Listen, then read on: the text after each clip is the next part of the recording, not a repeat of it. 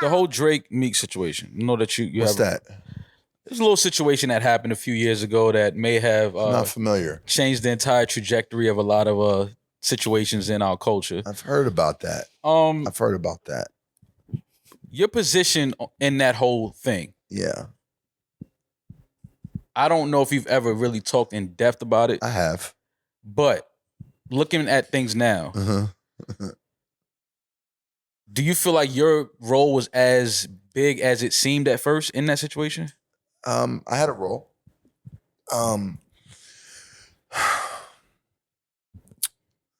What can I say that hasn't been said? Yes. Has accountability been said? Absolutely. Okay.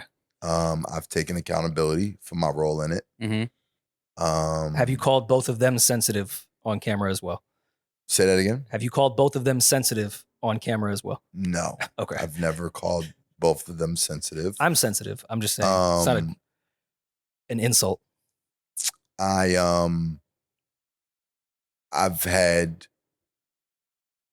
Me and Drake have definitely had direct conversations about it, offline, and I've taken accountability. What was the first Drake conversation like? The first Drake conversation. And how did it happen? The first, actually, it was 2018, and it was after Meek and Drake came out together. Okay. And I wound up at 4040 Club with Meek, and I said, yo, call that nigga right now. Put me on the phone with him. Like, y'all not gonna because I watched it all happen, and I'm like, so Meek called Drake, and and don't you hate when friends that were beefing become friends again? You feel what I'm saying? And now they're beefing with you. Yeah, I'm like, like, wait, y'all friends again? Yo, Drake was my guy. Like, right, we was good. Like, anytime I would go to Toronto, like, he would come to the club, or we'd go out to eat, or I went to multiple OVO fests, and like, that was really my guy. So, Meek put me in the line of fire. You know what I'm saying? And again, I've taken accountability for it. But yeah, the first convo was, Meek FaceTiming Drake and me getting on the phone. And I think it was around Drake's birthday.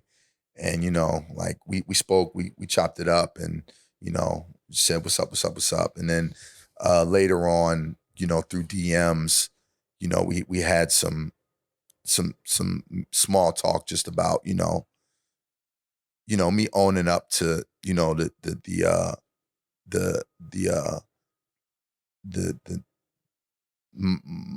my part in how everything, transpired. And, a lot of it honestly too is, unfortunately, the person that like suffered the most was Quentin, and like, my next question, my guy right spoken to him before, I've spoken to Quentin on numerous occasions. And, I definitely and even my quarrel with Meek at the time, was like, yo, bro, like, you're not, only thing you're thinking about is yourself. Like, you're messing with this man's livelihood. You know what I'm saying? Like, you're not thinking about like how that's going to affect like his life, you know what I'm saying? And like his trajectory within what he's trying to accomplish, all for your own personal gain, And again, it's touchy for me to talk about it because it's water under the bridge and everybody has made amends. But also, my career thrived, Drake's career thrived. Meek went on to, do his thing. And it's like, Quentin was put in a situation where, he, out of everybody, he lost the most. And I think handled it the best. As far as public Let me put it like view. this. I don't know behind the scenes. And Quentin Miller, publicly, I felt like Quentin minded his fucking business. And not only that, Quentin Miller didn't do anything wrong, and he's a talented artist. Very talented. Listen, everybody did something wrong. Okay. Everybody. Quentin did something wrong. DJ Drama did something wrong. Drake did something wrong. Meek Mill did something wrong.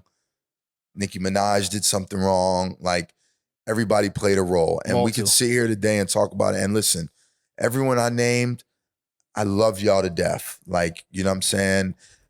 And I hope no one takes this the wrong way. And again, it's water under the bridge. It went down, you know, it was a hip hop moment. You know what I'm saying? Like it's hip hop history. And, you know, like there's a lot that I've, you know, those guys have gotten to tell their true side of their stories. Like, you know, I've gone on Drink Champs, I've discussed it. Yeah. I've gone on Ebro, I've discussed it. Talked about it with Angie. I talked about it on Rap Radar. So, you know, you can go through since 2015 and hear sound bites at various times of, you know, how I felt or what I've said. But there's also a lot that I've held back on. For sure. And haven't put out there. One day, will it all make sense? Maybe. But, you know, maybe some things are just left to be untold. You know what I'm saying? And, you know, like everybody played a role in how it went down. You know what I mean? And nobody is like, was all the way like just innocent in a sense. Do you still have a relationship with Quentin though? I do. I mean, Quentin, when me, Drake, and Jack took the picture at Kentucky Derby. Quentin took it? I was about to say, Drum, you a sick nigga. Quentin in Kentucky. Yeah. Sounds like a reality show. I don't know if it was on my page or if it was on one of the socials that reposted it, but he did make a comment. So I think, you know, he may have felt the way, but I've also what was the comment?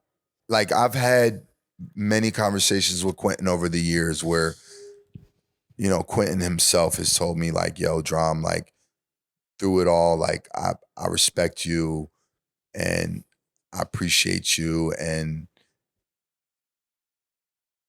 you know, that he doesn't hold me responsible for how things transpired. So, you know, I'm sure when he saw Drake and Meek make up, you know, it was like, damn, like when they went through all this, and again, like he was the one like kind of left out in the cold, respectfully, you know, and yeah, when he saw me and Drake and Jack take the picture, like, you know, he might have felt the type of way, and I get it, you know, from his standpoint. Like again, like if we talk about me, Drake, Meek, and Quentin, like there's three people that's career since then has gone on and just elevated, and then, you know, Quentin was put in a tough spot. So, well, do you feel he was blackballed, or maybe just didn't capitalize on the opportunity as far as eyes being on him? Of course, put in a weird situation to begin with. So I'm not even going to begin to play Monday morning quarterback on how he should have handled that. But to some degree, not even some degree, the three of y'all were already established crazy. Right. Quentin was an up-and-coming artist and writer. Right. So, of course, that helped and didn't help, but yeah, we get our opportunities. And, you know, that's how I met L's, Quentin. That's how I met Quentin, because we were interested in signing his group, the Wedding Crashers. Like, you know, so it wasn't, you know, my relationship with him wasn't malicious by any means. Yeah. And it got painted that way, you know, and like, you know, I got a lot of fingers pointed at me like I was the bad guy. And it was like, you know, I made a mistake by telling my homeboy something that I shouldn't have, you know, and he handled it the way he handled it, you know what I'm saying? But like I felt like I got a lot of the butt of the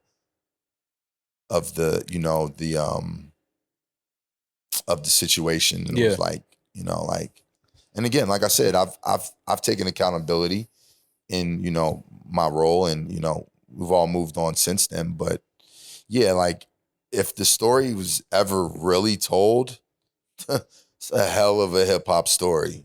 Well, eventually in 30 years it's going to. Because we learned everything about the Big and Pac shit if you just go on YouTube right now. Right. Every last person that just happened to be around will tell you everything. You still don't know about the Big and Pac shit. The people. And yeah, you still don't really The names that I'm not saying. Yeah. That. Well, John, this is a safe space. Eventually. If you just want to kick it with me, like, we can just talk right here, right now. It's just us, man. You know what I mean? Like, and cameras and a microphone. Yeah. It's a lot deeper than those 4 names. Let's just put it like that. Like, I believe it. I've heard rumblings about what really, and it's unfortunate, and I understand it shouldn't have happened, but it happened. Lot of hip hop's finest had their ears and eyes and phones. Okay, since y'all are playing Double Dutch, 30 for 30 freestyle. Yeah. When everyone thought he was talking about Meek, he was clearly talking about Hove. So stop double dutching. Talking about what? Hove. He's talking about Jay-Z on that. What? And that's not insider information. I'm just not stupid. I can go to Rap Genius and read what he wrote. Yeah. I mean, so what are you getting at? I think the powers that be that were not added into this go as high as Hove and what the strategy was with this entity that Drake was that took over the music industry. I think they saw this as an opportunity to try to lower the light of somebody that had completely taken over. I don't think it was like some coordinated shit. I really do think Meek probably just tweeted that shit in his crib, like, yo, what the fuck? They saw that. And it was time. This is just I have no insider information. This is just my theory. Sounds like insider information. How? What? Just sounds like he was on the inside. Hove and I are not that cool where he'd be like, yo, I was behind it. By the way, what people... He would never do that. What never gets discussed is that before the tweets came out, Meek tweeted a month or 6 weeks earlier than that, these niggas don't write their raps. Okay. Something. Pusha had made note. So Kendrick had made note. There was rumblings. So like, and Drake is another student of the game. Mm-hmm. He knows and sees and watches everything. So one of the more calculated people on planet Earth. He plays chess, not checkers, at all times. Mm-hmm. Yeah, and if not the best, one of the best. Meek first tweeted it before he name dropped. Mm-hmm. You don't think Drake saw that and was like, "Oh, okay, I know what's going on." Yeah. So back to the powers that be. I mean, like I said, man, it's a lot to it. We could be here for a while. Do we think hip hop was better off for it though? Because I think it was as messy as a moment as it was for everyone else. Moment. As just a fan, as a fan of the culture, we needed that. I hate that it happened because it was a lot of personal shit, but it was, part of it. I love that it happened. It was the closest we had to Nas and Hove since, when I would say happened, so, yeah. And like Back to Back was a fucking smash record that played in the club. You had two power, humongous figures within the culture. Meek, who was a representation of the streets, and Drake, who was what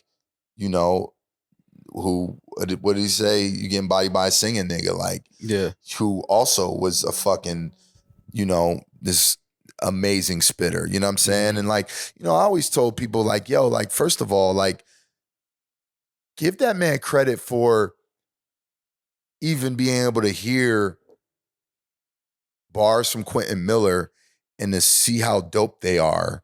Right. A lot of people wouldn't even be able to do that. Right. They would have seen this nerdy kid that, however, whatever, and they wouldn't have even recognized his dopeness. Yeah. So give Drake the credit for that. And on top of that, let's not act like Drake's pen isn't fucking one of the best that we've ever seen in the game. Right. By far. He's a busy man. Yo, I listened to that Energy leak, and I like Quentin's his own music. I heard that reference, and I'm like, how the fuck did Drake hear that this would be dope? You feel what I'm saying? Give that man the credit for even being able to know, to even hear the dopeness in Quentin Miller. Mm-hmm. A lot of people wouldn't have been able to do that. Right. They would have looked right past it. You feel what I'm saying? And again, let's not question Drake's pen. Drake's pen is like, it's one of the greatest. And in the midst of all of that, I always remind people, he gave us Hotline Bling. In the mix of all of that shit. In the midst of all that, he put By a accident. fucking smash record out. Bling, like wasn't that in the 3-pack with Charged Up? It was Charged Up and it was a Hotline Bling. That was the other That's record. hilarious. Like, shit's crazy. No.